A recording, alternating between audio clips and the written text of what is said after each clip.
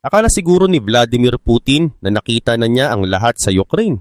Pero mas lumalala pa ang sitwasyon para sa mga sundalo ng Russia sa battlefield dahil may isang armas na ginawa ng United States na ngayon ay ginagamit ng Ukraine para durugin ng kalaban. Tahimik lang itong dumating. Walang malaking announcement pero bigla na lang nadagdagan ng arsenal ng Ukraine ng isa sa pinaka-kinatatakutang artillery sa mundo. At ngayon unti-unti nitong pinapahina ang ilang armas ng Russia. Hindi rin ito inaasahan ng Ukraine mismo at lalong hindi ito nakita ng Russia na paparating. Pero dahil sa isang teknolohiyang ginawa pa dekada na ang nakalipas, may hawak ngayon ang Ukraine na kayang magbago ng takbo ng digmaan. Ang sandatang ito ay ang 203mm M110 self-propelled howitzer. Ibinigay ito sa 52nd Artillery Brigade ng Ukrainian Armed Forces. Ayon sa United 24 Media, kinumpirma mismo ng brigade ang pagdating nito. At ayon sa kanila, maayos itong naisama kasama ng mga locally made artillery ng Ukraine na kasalukuyang sumisira sa spring offensive ng Russia. Pero bago tayo magsimula, huwag kalimutang i-like ang video na ito. Malaking bagay na ito para sa aming mga content creator. Maraming salamat at ngayon simulan na natin. Sa isang post noong April 2, sinabi ng 52nd na kasama sa kanilang kagamitan ang 2S-22 Bodana, RM-70 Vampire rocket systems at ang 203mm M110A. Parang simpleng dagdag lang sa listahan, pero hindi ganun kasimple dahil ang pagdating ng M110 ay may potensyal na magbago ng laban sa battlefield sa mga susunod na buwan. At dito papasok ang tanong. Paano nakuha ng Ukraine ang ganitong klaseng armas? Isa itong Cold War era weapon. Matagal nang niretiro ng United States military. Sa unang tingin parang imposibleng mapunta ito sa Ukraine. Pero ang totoo, ang pagiging retired ay hindi ibig sabihin na wala ng silbi. Ang pinanggalingan ng mga M110 na ito ay may kinalaman sa isang kasunduan noong October 2025. Ayon sa ulat, inaprubahan ng Greece ang paglipat ng 60 artillery systems na gawa sa US papunta sa Ukraine. Kasama rito ang 150,000 na bala na kailangan para gamitin ng mga ito, pati na rin ang ilang Zuni rockets. Ang kabuuang halaga ng deal ay umabot sa humigit kumulang 199.4 million euros. Halos katumbas ito ng $230 million. Ibig sabihin hindi lang ito simpleng tulong militar. Isa itong malaking financial at strategic move. Habang patuloy ang digmaan, hindi lang bala ang nauubos, pati pera, pati resources, pati kakayahan ng bawat bansa na suportahan ang laban. At sa bawat ganitong deal, mas lumalalim ang involvement ng iba't ibang bansa at mas tumitindi ang epekto nito sa global economy. Sa huli, ang laban na ito ay hindi lang tungkol sa lupa, hindi lang tungkol sa teritoryo. Ito ay laban ng teknolohiya, supply at pera. At ngayon malinaw na ang Ukraine ay may bagong baraha, isang lumang armas na may bagong epekto sa modernong digmaan. Ang artillery at mga bala ay planong ipadala sa Ukraine sa pamamagitan ng Czech Republic. At pagdating doon, direkta na itong gagamitin. Walang modification, walang refurbishment. Sa unang tingin parang lugi ang Ukraine at panalo ang Greece. Pero hindi iyon ang totoong kwento. Para sa Ukraine, napakalaking bagay nito. Dahil ang M110 howitzer ay matagal nang kinatatakutan sa battlefield. Hindi man ito modern o high-tech, pero ang lakas nito ay nasa dami at bilis ng putok. Kaya nitong magpakawala ng matinding firepower sa maikling oras. At sa digmaan ngayon na parang bumalik sa estilo ng laban noong mga nakaraang dekada, napaka-relevant pa rin ng ganitong klaseng armas. Hindi lahat ay drone at precision strikes. Minsan ang panalo ay nasa dami ng bala at lakas ng impact at mukhang hindi pa dito nagtatapos. Ayon sa ulat, matagal nang ginagamit ng Greece ang M110A2 simula pa noong early 1980. At bago pa ang deal, mayroon silang humigit kumulang 145 na units. 60 pa lang ang naipapadala sa Ukraine. Ibig sabihin, may posibilidad na madagdagan pa. Para sa Greece, bahagi ito ng modernization. Unti-unti na nilang pinapalitan ang lumang systems ng standard na 155mm NATO artillery. Kaya ang mga lumang M110 nagiging sobra na sa kanilang pangangailangan. Pero para sa Ukraine, ito ay oportunidad. Isang pagkakataon para makakuha ng malakas na artillery na kayang basagin ang depensa ng Russia at pahinain ng mga sundalo nito habang sumusubok umatake. At kung pag-uusapan ng value, lalo pang gumaganda ang deal kapag tiningnan ang kasamang ammunition. Ayon sa United 24 Media, nakatanggap ang Ukraine ng 50,000 high-explosive M106 rounds. May kasama ring 40,000 rocket-assisted M650 rounds at tig 30,000 ng M509A1 cluster munitions at M404 improved conventional munitions. Ibig sabihin, hindi lang basta malakas ang M110. Flexible din ito, pwede sa iba't ibang sitwasyon sa battlefield. At sa usapin ng digmaan, ang versatility ay katumbas ng mas malaking strategic advantage. At syempre may katumbas din itong gastos. Bawat bala, bawat system, bawat transport operation ay may presyo. Pero sa ganitong laban, ang halaga ng panalo ay mas mataas kaysa sa gastos. Ngayon may isa pang tanong, makakakuha pa ba ng mas maraming M110 ang Ukraine? Mukhang oo. Kung tama ang ulat tungkol sa natitirang stock ng Greece, may sapat pa silang supply na pwedeng ilipat sa hinaharap. At kung mangyari iyon, mas lalo pang lalakas ang artillery power ng Ukraine. At mas lalo ring titindi ang pressure sa Russia sa battlefield. May posibilidad pa na may humigit kumulang 85 na M110 howitzers ang Greece na pwedeng ilipat sa Ukraine. Pero may kondisyon. Kailangan nasa maayos pa itong kondisyon para magamit sa battlefield. Kung hindi, dagdag gastos lang ito sa repairs at logistics sa panig ng Ukraine. Kaya kailangan munang makita kung magkakaroon pa ng panibagong kasunduan. Para sa Greece, pagkakataon ito para kumita mula sa mga lumang kagamitan na hindi na nila kailangan. Pero para sa Ukraine, pagkakataon ito para palakasin ang kanilang firepower laban sa Russia. Lalo na kung ang estilo ng laban ng Russia ay parang naiwan sa nakaraan. Mas nakadepende sa dami ng artillery kaysa sa modern precision systems. Mas malaking tanong ang sumusunod. Makakakuha ba ang Ukraine ng M110 mula mismo sa United States? Dahil ito ang bansang gumawa ng sandatang ito at may sistema ngayon kung saan pwedeng bumili ang NATO countries ng armas mula sa US at ipadala ito sa Ukraine. Ito ang tinatawag na PURL o Prioritized Ukraine Requirements List. Sa sistemang ito, ang Ukraine mismo ang nagsasabi kung anong armas ang kailangan nila. Hindi sila naghihintay kung ano ang ibibigay ng allies. Mas kontrolado nila ang military aid. Mas maayos ang paggamit ng pera. Mas strategic ang galaw. Hanggang December 2025, mahigit $4 billion na ang naipondong tulong sa pamamagitan ng sistemang ito. Malaking halaga ito. At malinaw na tuloy-tuloy ang suporta ng NATO allies. Kung magiging epektibo ang M110 sa battlefield, posibleng gamitin ang PURL para makakuha pa ng mas marami. Pero may isang problema. Baka wala ng sapat na supply. Ayon sa datos, gumawa ang United States ng humigit kumulang 1,100 na M110 howitzers mula nang ipakilala ito noong 1963.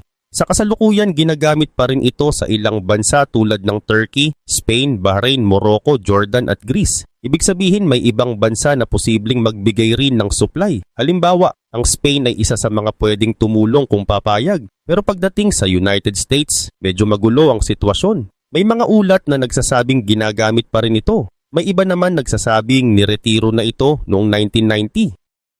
At pinalitan ng M109 bilang pangunahing self-propelled howitzer ng US. Sa madaling salita, kahit may demand, hindi sigurado kung may sapat pang supply. At dito makikita ang tunay na laban. Hindi lang kung gaano kalakas ang armas, kundi kung gaano karami ang available at kung gaano kabilis itong maipapadala sa battlefield. Dahil sa modernong digmaan, hindi lang lakas ang basehan ng panalo. Kasama rito ang supply, logistics at budget. At sa ngayon, parehong sinusubukan ng Ukraine at ng kanilang allies na sulitin ang bawat resource na meron sila. Ngayon napupunta ang tanong sa mas malaking misteryo. Ano ba talaga ang nangyari sa 1,100 na M110 howitzers? May sagot para sa ilan. Ayon sa mga ulat noong 1990, ginamit ng United States ang mga lumang barrel ng M110 para gawing bahagi ng GBU-28 bunker busting bombs. Ginamit ang mga ito sa Gulf War laban sa Iraq. Praktikal na desisyon iyon. Sa halip na itapon ginawang bagong armas, mas sulit, mas tipid, mas efficient. Pero hindi nito sinasagot ang mas malaking tanong. May natira pa bang M110 sa stockpile ng US? O tuluyan na ba silang tinanggal habang kinukuha ang mga barrel? Kung may natira pa, kahit wala ng barrel may posibilidad na magamit pa ang mga ito. Pwedeng gumawa ng bagong barrel, pwedeng i-restore. At pwedeng ibigay sa Ukraine. Pero depende ito sa dalawang bagay. Kung may natira pa, at kung papayag ang United States na ibenta o ilipat ito sa pamamagitan ng PURL. Sa ngayon, puro posibilidad pa lang. Pero may mas mahalagang tanong, ano ang epekto ng M110 sa battlefield?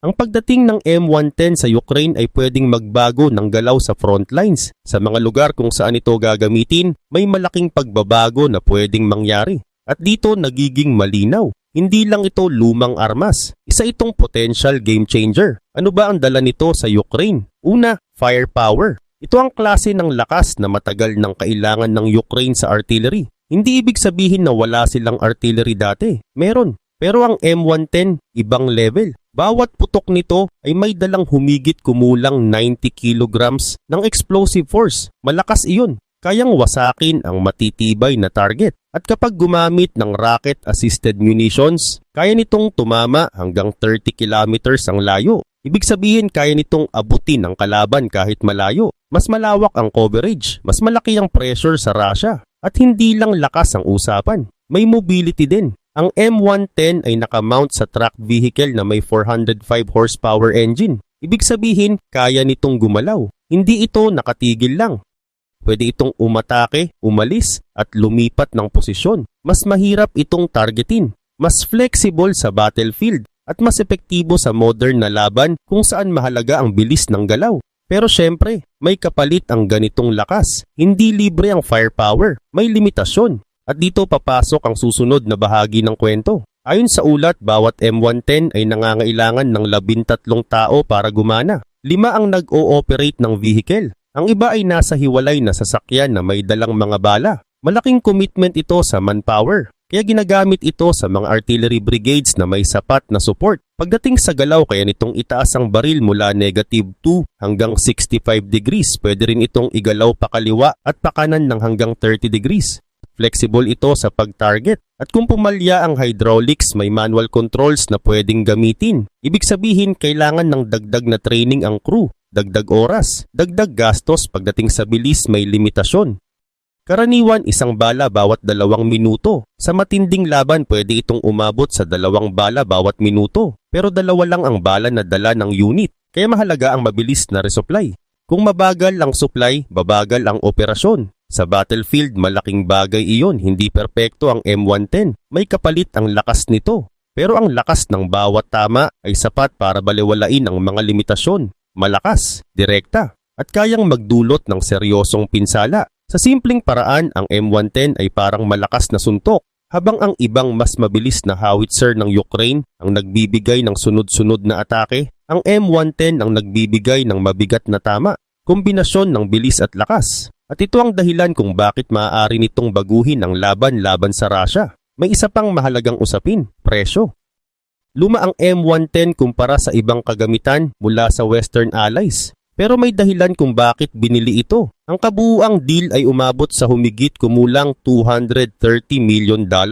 Kung pagbabasehan ng bala pa lang, lumalabas na mahigit $1,500 ang halaga bawat isa. At hindi pa kasama dito ang mismong howitzer. Ayon sa Defense Express, bawat unit ay napresyuhan ng Greece ng humigit kumulang €520,000. Katumbas ito ng halos $599,000 bawat isa. Kapag minultiply sa 60 units, aabot ito sa humigit kumulang $35.9 million para sa mga howitzer pa lang. Sa madaling salita, sa halagang $230 million, nakakuha ang Ukraine ng malaking firepower. At kung ikukumpara sa epekto nito sa battlefield, sulit ang investment. Dahil sa digmaan, hindi lang lakas ang mahalaga, kundi kung paano mo ginagamit ang budget para makuha ang pinakamalaking epekto. Dahil dito, bumababa ang gastos ng Ukraine sa bawat bala sa humigit kumulang $1,300.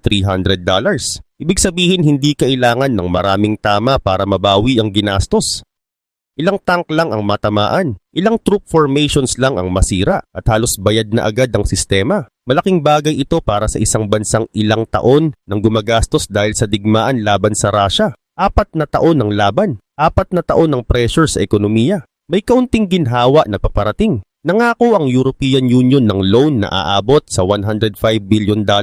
Posibleng dumating ang unang bahagi nito sa April. Pero kahit ganun, may kakulangan pa rin. Plano ng Ukraine na gumastos ng $112 billion sa 2026. Ibig sabihin may kulang pa na humigit kumulang $45 billion. Malaking butas sa budget. Kaya mahalaga ang ganitong strategy. mababang gastos, malakas na epekto. At dito pumapasok ang M110. Hindi lang presyo ang mahalaga. May isa pang dahilan kung bakit delikado ito sa battlefield, versatility. Ang 52nd Artillery Brigade ay may iba-ibang armas. May Bohdana na gawa ng Ukraine. Ginagamit ito para sa precision strikes sa malalayong target, mga command center, mga ammunition depot, mga mahalagang lokasyon ng Russia. Meron din silang RM-70 Vampire. Ito ay para sa malawakang pag-atake laban sa maraming target, mga sasakyan, mga sundalo, lalo na kapag sabay-sabay ang galaw ng kalaban. Ngayon nadagdagan pa ito ng M110. Ito ang ginagamit para sa matitigas at high-value targets, yung mga target na hindi kayang sirain ng ibang systems. Dahil dito, nagiging mas maayos ang kombinasyon ng artillery ng Ukraine. Ang Bohdana para sa malayuang target, ang RM-70 para sa malawakang atake, ang M110 para sa mabibigat na target, mas organisado, mas epektibo, mas mahirap kontrahin. Sa huli, hindi lang nadagdagan ng armas ng Ukraine. Mas gumanda ang paraan ng paggamit nila ng lakas at sa digmaan, hindi lang dami ang panalo. Nasa tamang kombinasyon ng bawat armas. Ganito gumagana ang kombinasyon ng artillery ng Ukraine. Ang RM-70 Vampire ang sumisira sa mga umaataking unit at kagamitan. Ang M110 ang tumatama sa matitigas na target sa likod ng mga ataking yon. At ang Bohdana ang sumisira sa mas malalayong bahagi ng likuran ng Russia para humina ang susunod na pag-atake. Ibig sabihin, hindi lang isang direksyon ang tinatamaan. Buong sistema ng kalaban ang pinupuntirya. Sa ngayon, ang 52nd Artillery Brigade ay aktibo sa Eastern Ukraine. Nagbibigay sila ng fire support at nagsasagawa ng counter-battery operations. Kasama rin sa target nila ang logistics ng Russia, mga supply, mga transport routes, mga imbakan ng bala. At dito lalo nagiging kapaki-pakinabang ang M110. Ayon sa ulat, kumikilos ang brigade sa Kharkiv at Kramatorsk at mahalaga ang Kramatorsk. Isa ito sa 4 na pangunahing lungsod na bumubuo sa defensive line sa Donetsk.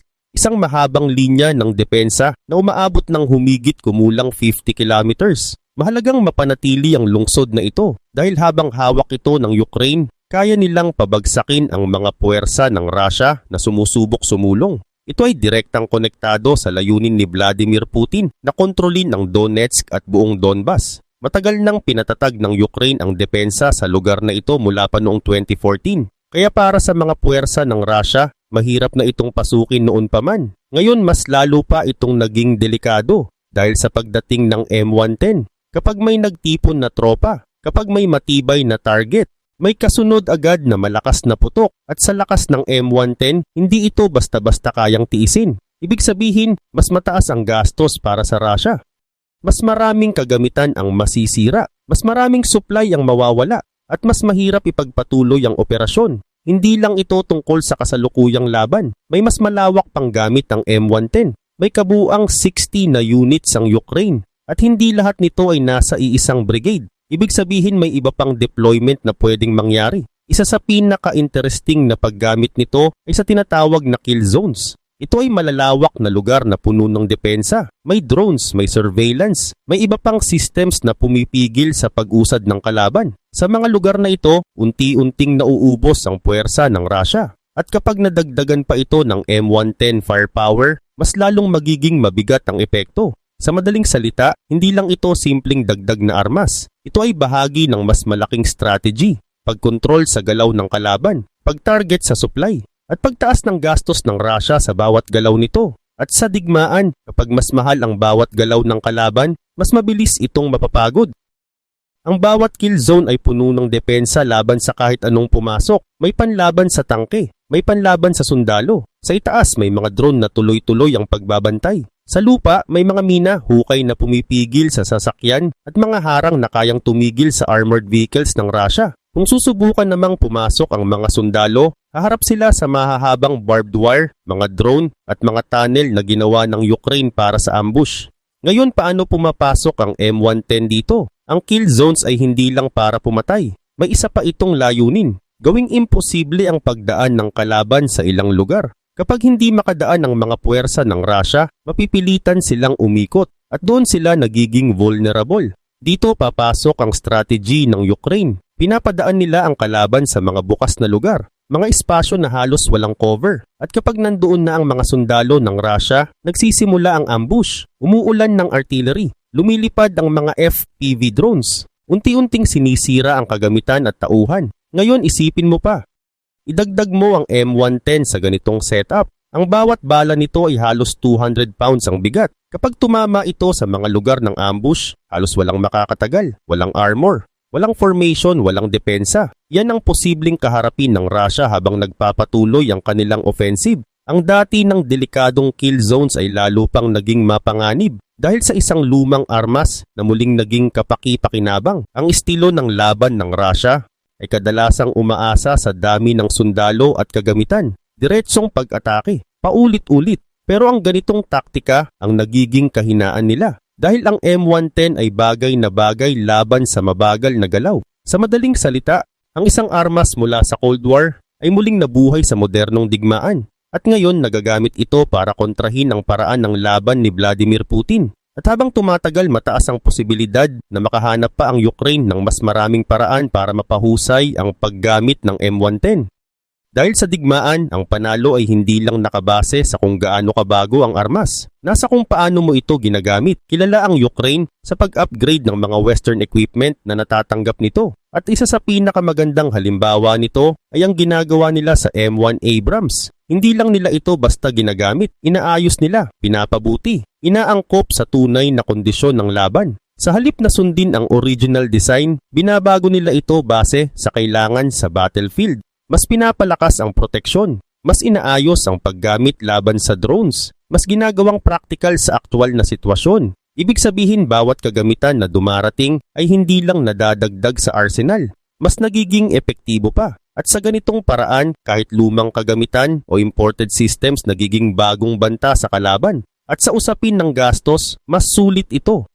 Sa halip na bumili ng bagong sistema na sobrang mahal, ina-upgrade nila ang meron na. Mas mababang gastos, mas mabilis na deployment, mas malaking epekto sa laban.